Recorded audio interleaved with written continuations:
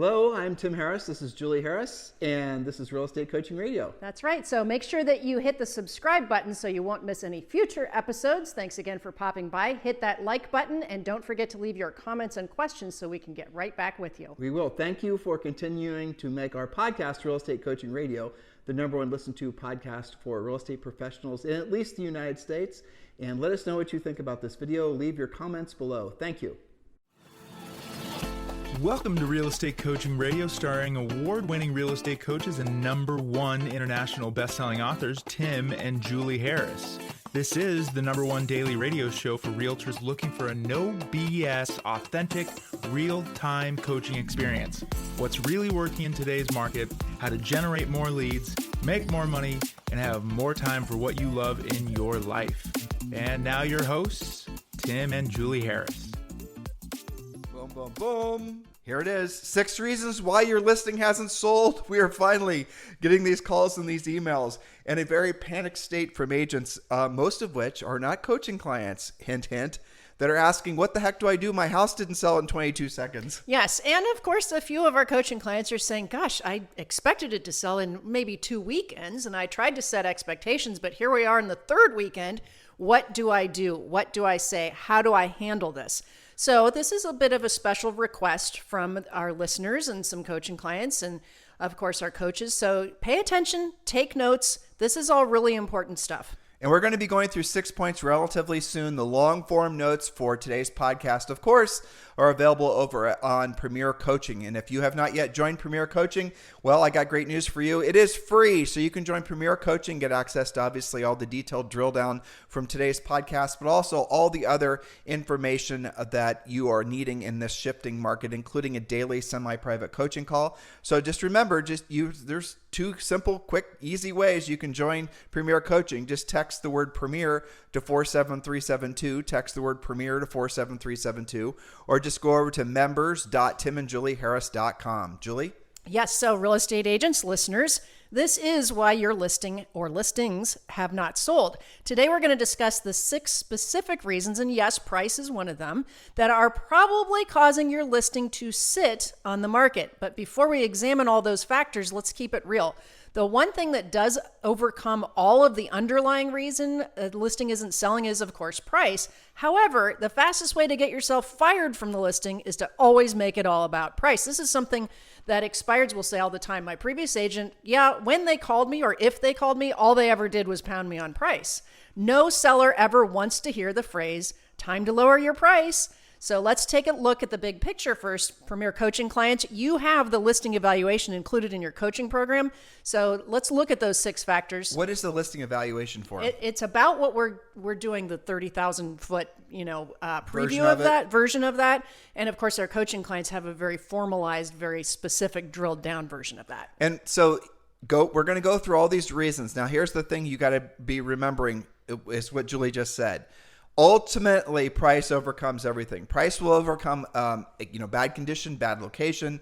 Price will even overcome a bad attitude from a seller, right? True. Or a bad attitude from a grouchy dog that doesn't like people going through his house. Yep. But the reality of it is that you have to get there with the seller. And, the real challenge most of you are going to have, frankly, is you don't have the listing skills to have long-term relationships with your sellers. Long-term, for many of you, means a month. Long-term in this market that's quickly becoming reality is going to be months. And when Julie and I listed real estate, we were in Columbus, Ohio. The average days in the market in Columbus, Ohio was 181 days. Do you remember that? I do. And we love to brag about that. Our average days in the market was only 64. And that was before it actually closed. So in all reality, we had this long-term relationship, relatively speaking, of 3 or 4 months with our sellers. That's called normal. And what many of you are going to start experiencing is the reality that the new normal is going to be a protracted relationship, which is going to last months. If you don't set that relationship up with that seller, when you take that listing, they will fire you in 2 seconds, especially as we're in a transitioning market, especially because, frankly, if you don't have the bedside manner, that je ne sais quoi, to explain to the sellers the realities of the market. And here's the challenge. You listen to today's podcast, you're going to be all charged up. You're going to know what to say, and you're going to know how to say it. And then you're going to go start talking with sellers. And the problem is that most of the other agents talking with the sellers maybe about listing their house, are not going to have this information, not going to be educated and skilled as you. So if you start essentially giving the sellers information that they're not ready to hear because the rest of the market is not telling them, frankly, the truth about what's going on in the market, you won't get the listing. So all this comes back down to skills. But in the back of your head, understand that there never has been, and certainly I don't think really, maybe there's been two or three other times in Julie and I's almost 30-year career in the real estate industry where there's been a better opportunity to become a very powerful listing agent. These transitioning markets, guys, are a gold mine if you have the skill set and the mindset to really be of service to other people. That's right. So this is a really specific way and a little bit of an analytical way to actually look at or evaluate each listing. You can do this when you take the listing. You can do it after it's been sitting on the market. So there's 6 factors that make a home sell. Rate each of these on a scale of 1 to 10, and you'll know where you need to do the work to get it sold. Of course, a perfect score is 60, but if your listing isn't selling, it's not likely to be scoring a 60, is it? Do you have something in here about getting feedback from co-op showings? Yes. And feedback from open houses? Okay, perfect. All right, so point number 1, condition. When there's little competition and more buyers than sellers to go around, condition matters less. But as more listing inventory arrives on the market, especially if any of it's new construction, the pressure increases to present your listing in its best light. Now, even if you are the only home for sale in your MLS code or for that subject property, you still owe it to your sellers to help them stage it to get the best results. They'll sell faster and for more money. So rate your listing's condition. Choose a listing that you have, our listing agents that are carrying inventory, or maybe you're about to go on a listing. You can apply this to it. You're going to rate the condition on a scale of 1 to 10. So what makes your condition rating low? Any or all of the following, and I kind of had fun with this list, and we won't even be super gross here, right? So we are sure you'll have more to add, especially our experienced agents, based on your showing experience and your listing experience. But so here's the challenge. If you guys are like when Julie and I would go on upper end listings together, and I was always optimistic, I would very rarely see or smell mostly the problems with the property, but Julie would, because I was just so enthusiastic about getting the listing. I just, wanted to get the listing. I figured we could take care of the problems afterwards. Sure. But again, the challenge you're going to have in a market like this is if you don't prep the house correctly before you actually put it for sale, you're not going to have it sell maybe ever, and you're going to lose the listing. And so this is the reason that you have to be objective as you can about the house. And this is the reason that Julie and I made this checklist. We made this and we've updated this over the years. But really, at the end of the day, do your best not to be overly enthusiastic internally. Now, obviously, be overly enthusiastic for the sake of the seller. You have to, show the seller that you love the house, love to sell it. Please, Mr. Seller, this is a perfect listing. These are the types of houses my buyers love. Always be enthusiastic. Always ask for the business. But inside your head, you have to realize that stinky smell is worse, about 100 times worse than you're actually thinking, because when buyers are popping through your listing in a market like what this is becoming, they're going to be going through 10 others. And if yours is the one that smells like a cat box and all the others aren't, they're not going to make it past the foyer. That's right. And just to take Austin, for example, in the past 120 days, Austin has gone from a low of 600 actives citywide up to today. They're almost at 2,500 actives. So you are seeing more inventory, and this stuff will matter more. Some of you have gotten away from feedback because your feedback for a long time was choose a contract. Well, so feedback, because maybe they don't know what the heck feedback is, Julie, right? Well, that's true. Yeah. Okay. So feedback basically is after there's a showing, you want to ask the co-op what the feedback was from their buyer. Now, you're not always going to get them to respond, but it doesn't really matter. The lack of response is really, sufficient feedback. They didn't like the house. But do your best to get feedback. And there are a lot of automatic feedback apps and different things to make your life easier on this. Well, homefeedback.com is a great one. But really, at the end of the day, if you really want to impress upon the seller your professionalism, call that co-op and actually get the real feedback, so you can send that back to the seller and you can let them know exactly what the buyers thought. What we coach you to do in Premier Coaching too, and I don't want to step on any of Julie's points, is when you do open houses, actually give them a survey and this is all in Premier Coaching, so you guys can just download all this, Premier Coaching clients, where the buyers walking through they essentially will complete a real quick survey. It doesn't even have to be in the order that I think ours is 4 or 6 questions. Yep.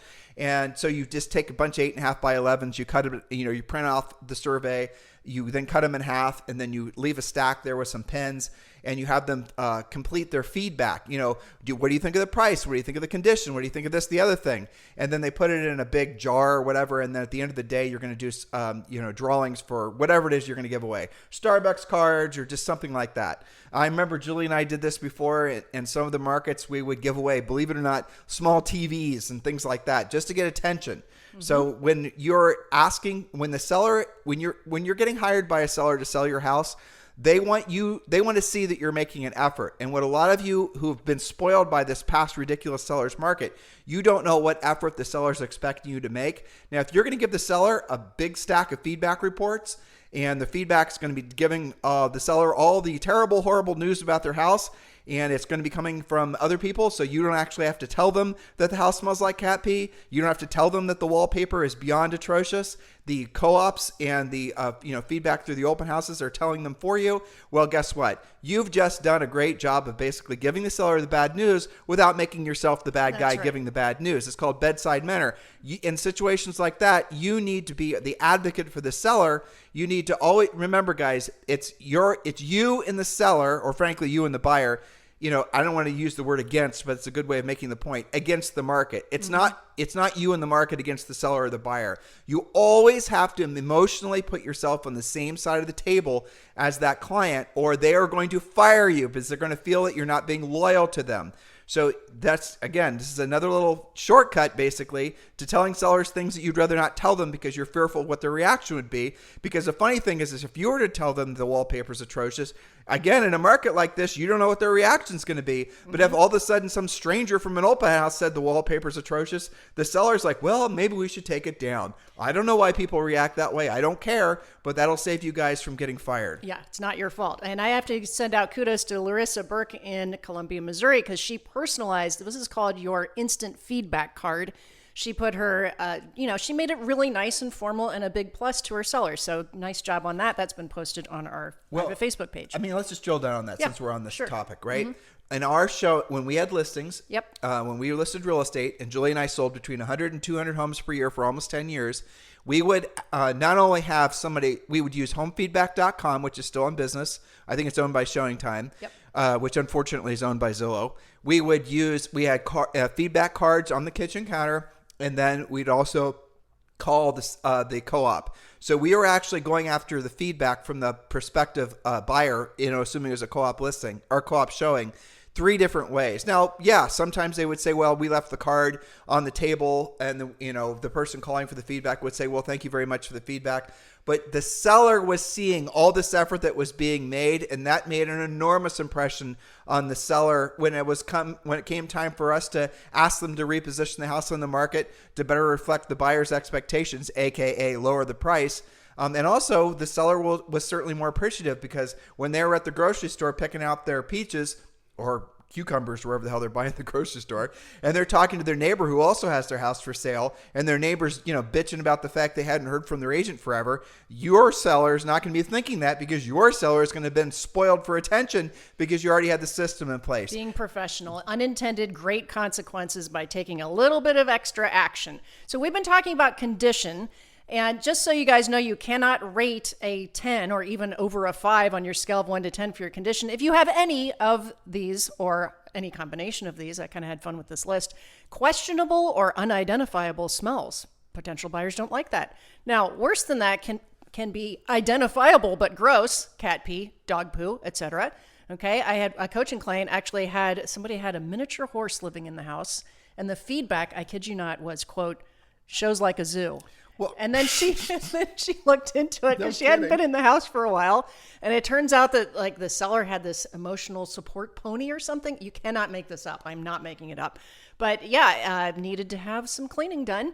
So sometimes identifiable is worse than unidentifiable, but bugs of any kind, mold or mildew in the bathrooms, kitchen, or basement. People freak out over mold. Yes. They take it to the next level. Every kind of mold is considered black mold in the mind of a buyer. They think they've walked into, what was that nuclear power plant in Russia that Chernobyl. Yeah, they think that if any buyer sees black mold, again, it's because the market's changing and buyers are going to become more particular. Matters. And if you leave a little black mold in a corner in the bathroom where black mold usually lives, all of a sudden your buyer's going to assume the whole house has a mold problem, either not make an offer on it, or when it comes time for inspection, oh yes, we're coming back into the world of inspections. That's coming up. You're now going to have they're going to have a mold inspector come in, and the next thing you know, your seller's having to shovel out thousands of dollars. Had they just used a tiny bit of bleach, the problem would have occurred in the first place. That's right. And that applies to kitchens, bathrooms, and basements. And attics. Okay, so rodents of any kind. Okay, unless they're pets in a cage, I suppose. All right, dirty floors, clutter-covered countertops, crusty-looking appliances, dirty window screens or cracked window seals are bad too. Terrible or boring curb appeal, dead grass, weeds, green pool, if you have a house with a pool, and the list goes on. I stopped there because you get the idea. But you can also refer, if you're a coaching client, inside the Proven Home Selling System, we have a whole list of how to prepare your home quickly, how to prepare your home for a home inspection, and many other different things that will help you. So what the Proven Home Selling System is, potential coaching clients and current coaching clients, it is essentially a book that you give to the seller after you take the listing that gives them essentially all the checklists, all the moving checklists, all the things that they should be making sure are, essentially prepped on the house before it goes for sale. It is this comprehensive, professionally designed book that you give to the seller that allows, and if you want to modify it, go for it. But the gist of it is here's Mr. Seller, after you get the listing, after we move forward and we get the listing paperwork out of the way, here's the actual next step for you. And these are who you should call for moving, where you should get your boxes, where you should call, how you do your utility shutoffs. How to prepare quick for a showing. Exactly. All that stuff's in there. And this is, again,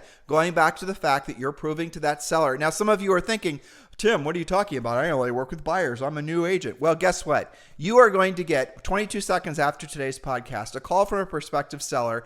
Maybe it's somebody you know from gym or church or whatever. You don't even know why. And you're not prepared. And you don't have any of this ready. And oh, by the way, you're competing against two other agents. You automatically didn't get that listing, didn't you? You probably will even figure out a way to cancel that listing so you don't have to go, so you don't have to, essentially experience the real emotional letdown of not getting the listing in the first place. That is the downward spiral that we want you to avoid, because what happens is if you go on a listing appointment and you don't take the listing, there's very few of you are going to see that as essentially a charge to action. Many of you are just going to give up and you're going to essentially allow your business to dwindle. Don't operate like that. Be prepared. Get your listing mojo together ahead of time. Get your listing contract together, your pre-qualification scripts. All of these things, of course, are included in Premier Coaching, and the first month is free. And yes, Premier Coaching includes a daily semi-private coaching call with one of our Harris certified coaches. All of our scripts, objection handlers, all the things that we talk about on this podcast that we refer back to, it's waiting for you right now in Premier Coaching. Just text the word Premier to 47372. You can join now. Just text the word Premier to 47372 or go to members.timandjulieharris.com. Members.timandjulieharris.com. Premier Coaching is your insurance policy that's going to lock in, or it's going to dramatically decrease the likelihood of you experiencing any surprise failures. This is about you moving forward because of this market. So text the word Premier to 47372 or go to members.timandjulieharris.com. All right, so again, we're talking about the 6 things that will cause the house to sell. Number 2, location. Now, you can't change this, so just go ahead and rate it on a scale of 1 to 10. A low rating for a house that backs up to the freeway or sits at an intersection with a stop sign light right there, like in the front yard or the side yard. A low rating for a scary neighborhood or a hoarder next door. Again, things you can't change. Maybe it's in the flight path or near a busy railroad crossing. A great location is a safe neighborhood with sidewalks, tree-lined streets that everybody wants to move to. You guys know the difference, especially those of you who have been showing a lot. And your buyers or the co-op buyers are going to be going to all the public access sites to learn about how many child molesters there are in the area, what the crime rate is in the area, what the this and the other thing. You better do the same thing as well so you can be prepared. Now, I'm going to give you guys a quick script. Mr. Seller, listen. The fact is that selling a home successfully comes down to three things: price, condition, and location. Now, I have three quick questions for you, Mr. Seller. The first question is do you plan on changing anything with regards to the condition of the house? Do you plan on remodeling the kitchen or adding a bedroom? We're a 3-bedroom and the market's mostly 4 bedrooms. Or do you plan on getting rid of the pool in the backyard that needs a lot of work, or adding a pool? Do you plan on dramatically changing the condition of the property? The seller, of course, is going to say no. Then the next question, Mr. Seller, I have for you is it's really about the location. I mean, the location is what it is. We can't really change it. We've had some negative feedback about the fact that it's on a busy road next to a railroad tracks on a flight path. Right? Exactly. So you have some no, whatever. I'm just trying to make you guys laugh. But the reality of it is, Mr. Sellers, the location is what the location is. And fortunately, based on the feedback, we haven't had very much feedback on that people don't like the location. So that's a good thing. So, Mr. Seller, ultimately, if we can't change the condition in a meaningful way, if we can't change the location at all, obviously, the only thing that leaves that we can have a positive effect on is going to be the price. So my suggestion to you, Mr. Seller, is after 2 weeks or 10 showings, if we don't have a written verified offer on your property, we need to reposition it on the market so that we correctly reflect the market's expectation or the buyer's expectation. I'm sure you'll agree that just makes sense. You guys get it? Now, I blazed through that script, and there's more interaction that comes from the seller as part of that. But the reality of it is that's what you need to learn how to say in order to get the sellers to listen to you. And this will give you a very, I think, unfair advantage in your marketplace, because most of the agents have never learned how to actually counsel sellers, let alone more experienced agents. And by more experience, if they haven't been in the business for at least 15 years, if they've only sold from 2008 forward, they don't know how to work with sellers in a market like this. And that is an advantage to you if you do. So remember that. Learn what other people don't know how to do. Learn what others, essentially real estate pros don't know how to actually, the sellers, they don't know how to help. And you're going to have an advantage in the marketplace. And here's the thing that's exciting. You're going to get that call out 22 seconds after today's podcast, and you're going to get that listing. How do you feel now? Think how motivated you are to go get more listings. And that's how it starts. Exactly. So point number 3 on our 6-part evaluation here for listings, the number and frequency of showings that your listing is getting weekly. So rate your listing on a scale of 1 to 10. If you have slow or no showings, according to the National Association of Realtors, you are likely to be about 10% overpriced and possibly more than that. If you have consistent showings but no offers, you're usually just 3 to 5% overpriced. So rate your listing high if you're getting lots of showings and second showings because you're probably close to selling it. But rate it low if nobody seems to know that it exists or you go days or weeks between showings. Note, price overcomes lack of interest as well. In the Complete Home Seller Guide, there is several pages that will explain to the seller what Julie just said in a very easy to understand visual. One of which is like a target, like if you were shooting arrows, and that does make a good impact on sellers. Your mission should not have to be to ever give sellers bad news, because the problem is emotionally they're not going to be equipped to handle it, and they will abuse you in some cases, especially now. So what you're going to want to do is you want to give them the information. We're giving you all kinds of ways that you can sidestep having to walk into the mouth of the saber-toothed tiger. So take the advice and use our systems. You know what? It was really awesome. We used to, everything we're talking about today, yes, you can apply to a listing that hasn't sold in a few weeks. It used to be a few months when we would do this, right? I know. But we eventually used a lot of this in the beginning when you took the listing. I will never forget this particular thing where we would talk about this at the table with sellers where, it's kind of like the 2 weeks or 10 showings. If it doesn't sell, we need to reposition the home. I will never forget having sellers actually call us who had kept track. Okay, well, it's been 2 weeks. You guys have done 2 open houses. We've been getting some showings, but we've noticed this dropped off. So I guess we ought to reduce our price. They would actually say that occasionally and call and basically do their own price reductions. It was shocking, but you know why? It shouldn't be shocking. It's because we were setting the expectations early enough in the relationship that, hey, you know what? We're not going to just keep it at the same price for 90 days or 6 months and see how it goes.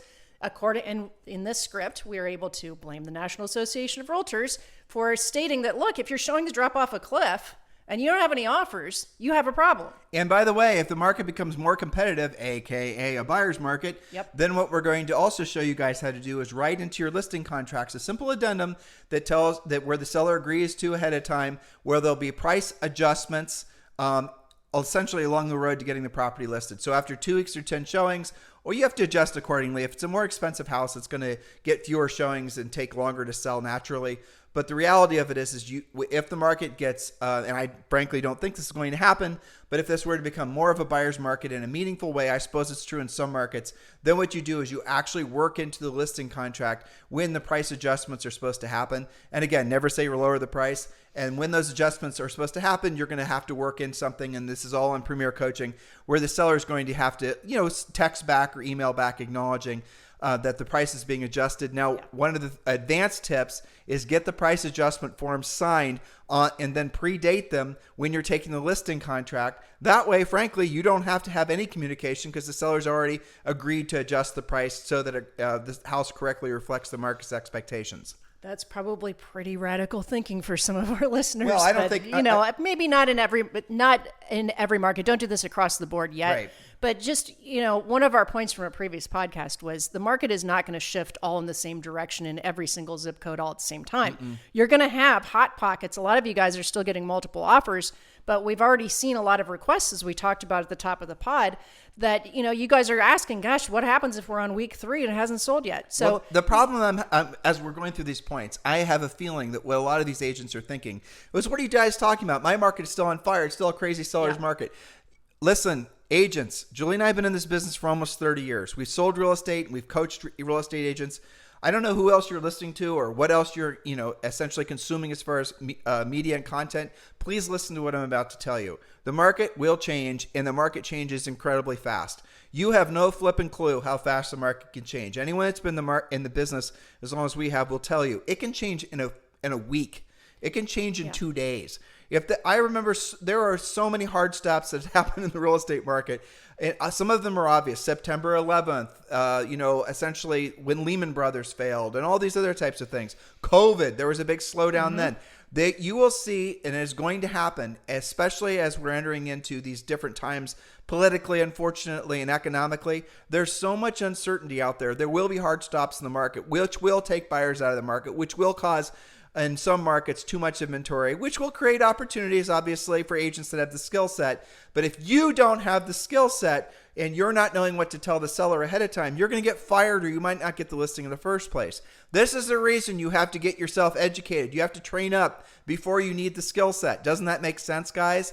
We're just like you guys, hope for the best, but be prepared for the worst. How many of you are still hoping for the best and not prepared for the worst?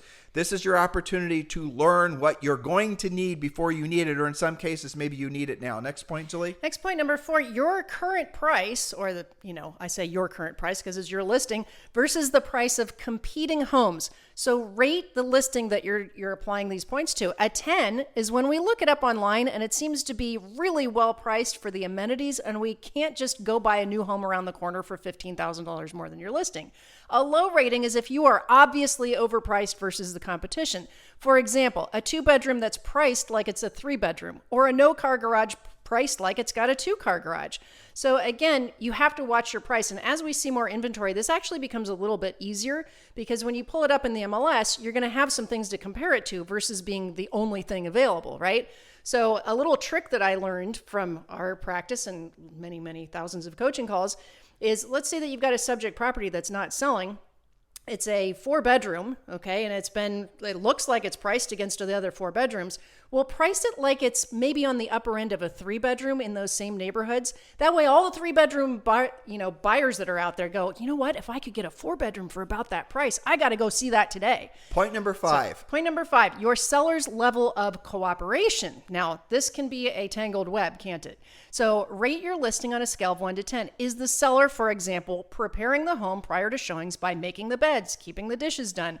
Are they turning on all the lights and getting the man-eating dogs out of the house? The rodent collection that Julie mentioned earlier, not the ones running around in the rafters, but the actual ones in cages. Are those stinky little things put someplace else, like somebody else's house? Yeah. I'll tell you guys, and Julie's wrote a little list here of other things to consider. Are they restricting showings? Are there 15 security gates they have to go through? Are they, moving the key? Are they just basically being pains in the butt about getting people through the house? All of these things are going to make it so a busy buyer's agent and a motivated buyer is going to want to pass that house and go buy something else. It's one of the most common complaints I actually see on agent boards posting about each other is that listing agents have themselves have had too many restrictions if it wasn't generated by the seller. And the buyer's agents always accuse the listing agents, well, you're just doing it so you can sell it yourself. And maybe that's the case.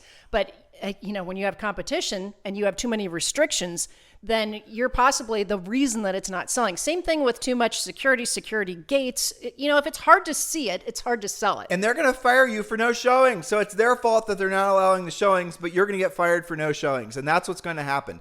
Mr. Seller, listen, I appreciate the fact that you're asking me why I haven't personally been showing the property more often.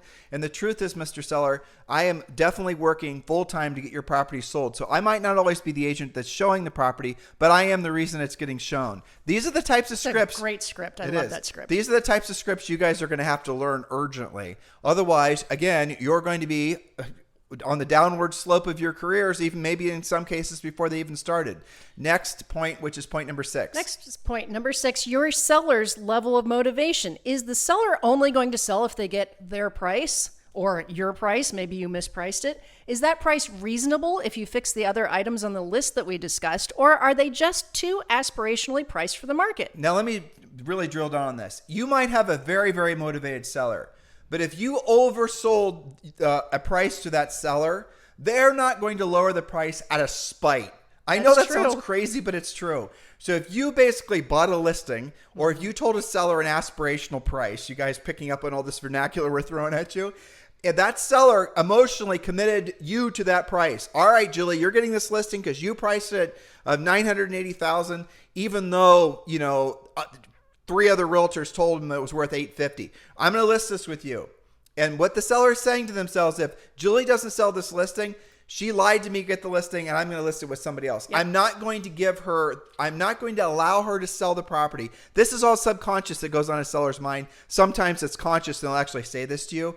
I'm not going to give her a price reduction because I felt like she lied to me to get the listing in the first place, and I'm going to fire her and list it with somebody else. This is all about seller's motivation, but do not assume that a seller is, again, there's lots of complexity to a seller's psychology in a changing market like this. And you have to be very careful. There are many markets around the country where Julie and I watch them like a hawk. For rental properties that we have in those markets, but maybe other places we want to buy rental properties. And we are already seeing these little BS price reductions. Look, Mr. Seller, listen, I appreciate the fact your house, let's say the house listeners is priced at $500,000. And let's say the correct price based on the 3 most recent comps is $450,000, and the seller wants to lower the price by $5,000. Don't do a price reduction by $5,000 or There's even a script $10,000. for this. Yes, it's called, here's Mr. Seller, listen, I'd rather turn you down now than let you down later about this price reduction. Because the reality of it is that in a marketplace like this, where the buyers are so clearly telling us the house needs to be positioned at $450,000. Remember, the buyers are telling us. The market is telling us, not me. I'm not telling you. I'm not making the seller wrong. The market is. Mr. Seller, in a market like this where the buyers are so clearly telling us that they're willing to pay $450,000 based on these 3 recent sales, I'd rather turn you down now than let you down later, having to come back and ask you for another price reduction or several other price reductions. So let's just keep the price where it is until you're ready to reposition the house so that it correctly reflects the market's expectations. Again, never say lower the price. But guys, you have to pre-qualify that seller when you take that listing. Because when you pre-qualify the seller, you will know what the seller's hard stop date is, because every seller has one. And again, it goes back to the pre-qualification script. Mr. Seller, if like a FSBO, this is part of our FSBO script. So Mr. Seller, if ideally, when do you want to have this property sold? Or you want to have it sold within the next 90 days.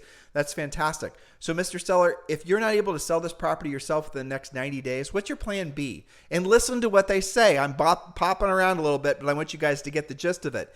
I'm looking for what their plan B is, because chances are they don't have a plan B. What you're looking for is, are they planning on renting it, or are they planning on staying there? If they don't say either one of those things, then that is a primo listing when you're hunting FSBOs. But these are all the types of questions you need to ask before you take the listing. If guys, at the end of the day, this is a very, very, very easy business to be successful in. if you're following a system, if you're asking the right questions in the right order, if you're being a professional. And it's an incredibly easy business, frankly, to spend ridiculous amounts of money doing the wrong thing and fail out quickly. And that's unfortunately what's going to happen no matter how much Julie and I try to avoid all this happening to our industry. Right now, we're going to see most definitely a lot of agents needlessly suffer. And it breaks our hearts, but it's up to you guys. You listening right now, it's up to you to decide whether or not you're going to wait to essentially to realize, hey, you know what? I should have listened to Tim and Julie, and I should have actually learned the skills necessary for this market. Or are you just going to quietly fade into the history of the real estate roadkill? It's up to you. Yes, so we've just given you 6 points about things that cause your listings to sell. So what is the overall score when you add up the listing that you've been scrutinizing here on a scale of 1 to 10, but the points 1 through 6? Where does it have the lowest scores? Is your condition terrible, but everything else is okay? Does it seem like everything was okay, except your seller's not really cooperating? What does the feedback tell you after showings? Are you even getting feedback? So here's your homework. Put your unsold listings through the filter and decide what your action plan will be. And listen to our next podcast about additional strategies to get your listing or listings sold faster, because in addition to price, we have lots of other strategies we're going to be talking about, I believe, on tomorrow's podcast. So pay attention to that. But this is a great list to have in your head. At a certain point, Tim, you and I both had all 6 of these things. We could almost read each other's minds walking through a listing presentation. We were thinking, okay, well, that condition thing, maybe we need to work on that. What are we listening to about the seller's motivation? All these hints that we're getting. We never sold in the seller's market, ever. I don't think so. Maybe Clintonville. Certain pockets were, but overall, no, I would. We may have had a hot listing occasionally, yeah. But you and I always sold in a buyer's market or a balanced market, right? Yeah. But it was never an easy market. I know. I was thinking as we were going through, these are kind of the light transitioning Totally. market scripts, right? That are pretty digestible, not full of a lot of conflict. Do you remember when it was more of a buyer's market, just to give them a prequel? You remember this script when you're pricing something at the table. This isn't even a reduction script. What's the price that makes your heart stop? Yeah, well, I mean, that's way too radical for them right now, but that gives you an idea of the swing that this can have. How about this one? If there's a condition issue that the seller's not willing to fix, this is only if it really becomes a buyer's market. There's a secret rule that we'll teach you guys in Premier Coaching called remove homeowner. And sometimes all their stuff. And all their stuff. In other words, find them another place to live and go in there and have a crew go in there to basically gut the house. Seriously. Remove all signs of homeowner, then magically the house will sell. But let's hope and pray that the market doesn't get that bad. In the meantime, guys, your homework is to join Premier Coaching. There are no two ways about it. It costs you nothing. It takes you about 22 seconds to join. So text the word Premier to 47372 or just go to members.timandjulieharris.com. And remember, if you're texting, message and data rates may apply. Thank you for continuing to keep this the #1 listened to daily podcast for real estate professionals in at least the United States. You guys have a fantastic day. Remember, there's thousands of past podcasts, and I'm not exaggerating, and YouTube videos that are waiting for you to get your education on. Do not delay. Have a fantastic day. Hello, thank you for having watched this video. Please remember to subscribe to our YouTube channel. That's right, and don't forget to hit that like button, leave your comments and questions below, and we will get right back with you. Thank you for watching this video, and remember to watch the next one. You're going to love that one.